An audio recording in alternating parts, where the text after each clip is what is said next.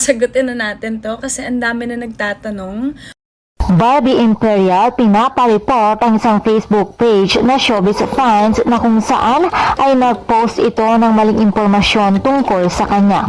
Tila nang gigigil si Miss Barbie Imperial sa Facebook page ng Showbiz Fans dahil sa pag-post na fake news, kaya naman sa pamamagitan ng kanyang social media account ay nakiusap si Barbie sa kanyang mga followers na paki-report ang naturang Facebook page. Ayon sa post ng actress, this page is posting lies and things that I never said. Please report.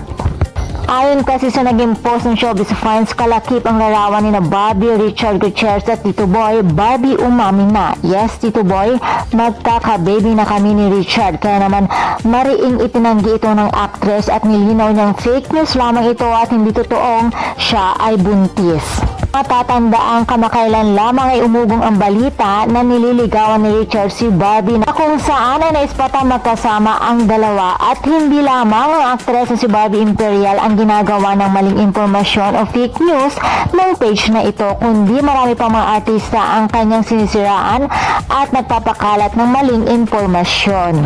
Kaya naman huwag basta-basta maniniwala sa kanyang mga pinagkakalat tungkol sa inyong mga iniidolong artista. And for more showbiz update, please don't forget to like, share, and subscribe my channel. Thank you for watching.